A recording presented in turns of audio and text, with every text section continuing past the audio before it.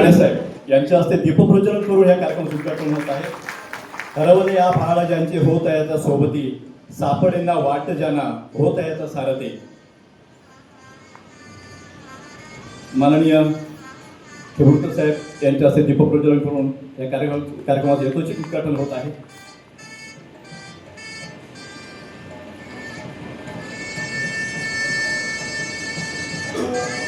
राज्याचे महसूल मंत्री माननीय बावनकुळे साहेब यांच्या संकल्पनेतून साकारलेलं छत्रपती शिवाजी महाराजस्व अभियान आज येथे आपल्या सिंधुदुर्ग नगरीमध्ये संपन्न होत आहे. आणि या प्रसंगी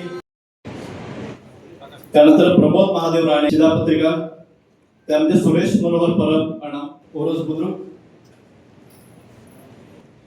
सोबीन शांत मार्शल फर्नांडिस,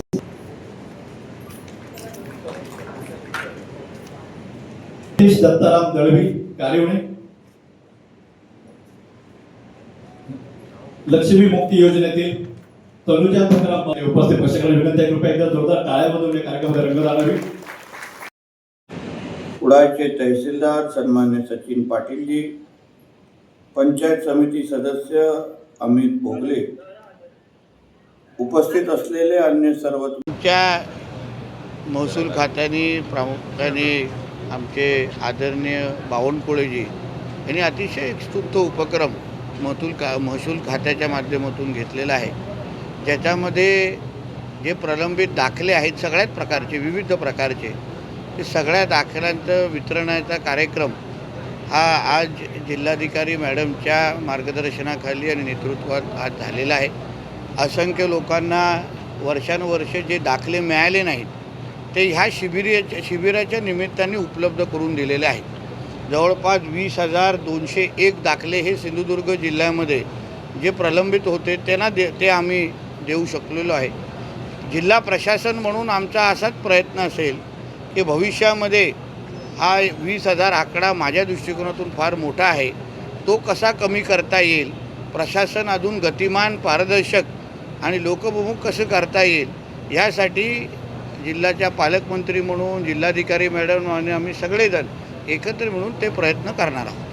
सर, मोदी साहेबांच्या आव्हानानंतर तुम्ही स्वतः आज इलेक्ट्रिक कारने प्रवास केला, जिल्हावासियांना काय आव्हान करणार? बघा, जेव्हा आपल्या देशाचे कुटुंब प्रमुख आदरणीय पंतप्रधान मोदी साहेब जेव्हा आपल्याला काही सूचना करतात, आव्हान करतात, ते देश हितासाठीच असतं. शेवटी ते स्वतःचा काही स्वार्थ नजरेसमोर ठेवत नाही. कुठल्याही पक्षाच्या दृष्टिकोनातून काही पक्षाचा नेता म्हणून त्यांनी हे आवाहन केलेलं नाही आहे, पण देशाचे पंतप्रधान म्हणून त्यांनी काही अपेक्षा आणि काही आव्हान आपल्यासाठी केलेलं आहे. तर देशाच्या प्रत्येक नागरिकाने हे जे काही केलेलं आव्हान ते सकारात्मक दृष्टिकोनातून घ्यावं, त्याला पूर्ण करायला प्रयत्न करावं. शेवटी देशाचे पंतप्रधानांना आपल्या भविष्याची चिंता आहे आणि आपलं भविष्य अतिशय सुखरूप राहावं या दृष्टिकोनातून केलेलं ते आव्हान आहे. म्हणून आम्ही जसं काल आपल्या आदरणीय मुख्यमंत्री साहेब 2 व्हीलरने विधानभवनात गेले, मी चालत गेलो, तर आजही आमच्या जिल्ह्यामध्ये सिंधुदुर्ग जिल्ह्यामध्ये येत असताना EV गाडीने प्रवास करणं हे मी आता सुरुवात केलेले आहे. जिल्हाधिकारी मॅडमनी काही आठवड्या अगोदरच तो पाऊल उचललेला आहे आणि म्हणून आम्ही सगळेजण एकत्र मिळून जेवढी जास्त प्रेरणा समाजामध्ये देऊ शकतो, आम्हाला पाहून लोकांनी जास्तीत जास्त EV गाड्या वापराव्या हा आमचा हेतू आहे आणि त्या दृष्टिकोनातून पावलं टाकली पाहिजे. तर जिल्ह्यामध्ये अनेक पेट्रोल पंपांवरती डिझेल इंधन तुटवडा आहे, कशा प्रकारे पुरवठा सुरळीत करण्याची पावलं? या बाबतीमध्ये गेल्याच आठवड्यात आदरणीय जिल्हाधिकारी मॅडमनी सगळ्या ज्या काही कंपन्या आहेत त्यांच्या बैठका घेतलेल्या आहेत, व्यवस्थित आढावा घेतलेला आहे. आमच्या दृष्टिकोनातून योग्य नियोजन चालू आहे, कुठेही जनतेला त्रास होणार नाही एवढी काळजी जिल्हा प्रशासन घेत आहे. ओंकार हत्ती संदर्भात प्रश्न आहे. ओंकार हत्ती सावंतवाडी तालुक्यामध्ये उडगूस घालतोय, 2 ते 3 ठिकाणी गाड्यांची तोडफोड हत्तीकडून झाली, कशा प्रकारचे उपाय?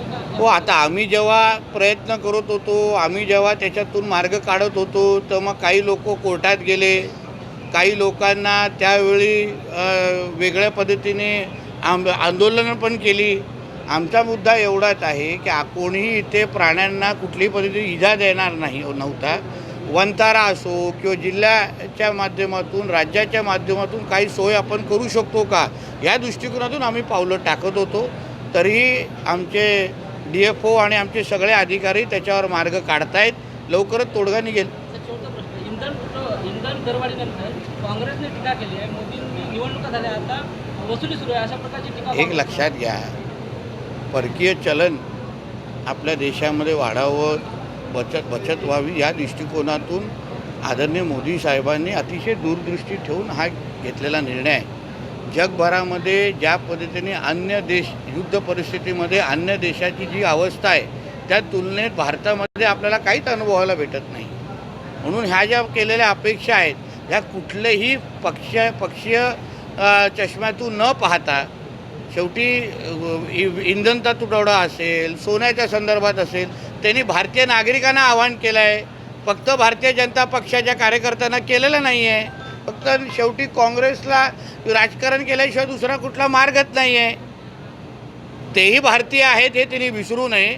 म्हणून नेहमी पाकिस्तानचा अजेंडा चालवण्याचं काँग्रेसने बंद करावं. सर, विरोधकांनी असं म्हटलेलं आहे की पंतप्रधानांच्या आवाहनानंतर मंत्रिमंडळातले अनेक नेते EV कार किंवा दुचाकी घेऊन मंत्रालयात जातात किंवा इतर ठिकाणी जात आहेत. यात सातत्य पूर्ण ठेवावं, नाही तर 1-2 दिवसासाठी ते ठेवू नये. ते 1 महिन्यानंतर परत एकदा त्यांनी आमच्या घरात येऊन तपासावं.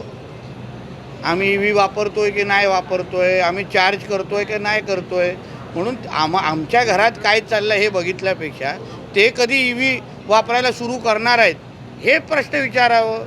तरी शेवटी त्यांना भारतावर प्रेम नाही आहे का? ते भारताचे नागरिक नाही आहे का? काँग्रेसचे असले तरी, विरोधक असले तरी भारतीय असणं आणि आपल्या देशासाठी तुम्ही काय योगदान देताय या कठीण परिस्थितीमध्ये हा प्रश्न महत्त्वाचा आहे. त्याबद्दल विरोधकांनी राजकारण बाजूला ठेवून कधीतरी विचार करावा. थोडं करेक्ट करतो याच्यामध्ये. आंबा आणि काजू बागायतदार नाही आहेत, ती UBT शिवसेना उद्धव बाळासाहेब ठाकरे पक्षचे नेते मंडळींनी तो काढलेला मोर्चा आहे. आंबा बागायतदार जे सिंधुदुर्गातले आहेत ते सगळे आमच्या संपर्कात आहेत. त्यांना सगळ्यांना सरकारवर विश्वास आहे. आता त्यावर एक राजकीय मोर्चा आहे ज्याच्यामध्ये राजू शेट्टीजी आहेत, बाकी सगळे जे आहेत. आता शेवटी त्यांना विरोधक म्हणून लोकशाहीमध्ये प्रत्येकाला आंदोलन करण्याचा अधिकार आहे. पण राज्य सरकार म्हणून आदरणीय देवेंद्र फडणवीस साहेब हे कालही आमची मंत्रिमंडळात त्याच्याबद्दल बैठक झाली, म्हणजे चर्चा झाली. त्याचबरोबर पंचनामे मोठ्या प्रमाणामध्ये सुरू आहेत. प्रत्येकाचं नुकसान किती झालं याची माहिती दिल्याशिवाय, माहिती आल्याशिवाय आपण मदत करू शकतो का? आणि म्हणून बिनकामे आमचे काही विरोधक राहिलेले आहेत. त्यांनी आझाद मैदानाला एकत्र व्हावं, आंदोलन करावं. आंदोलन करण्यामध्ये काही हरकत नाही. पण शेवटी आंबा बागायतदारांना, काजू बागायतदारांना आमचंच महायुतीचं सरकार मदत करणार. आणि नुसतं मदत करणार नाही, पुढच्या सीझनमध्ये हे संकट त्यांच्यावर येता कामा नये याची पूर्ण काळजी घेणार. थँक्यू.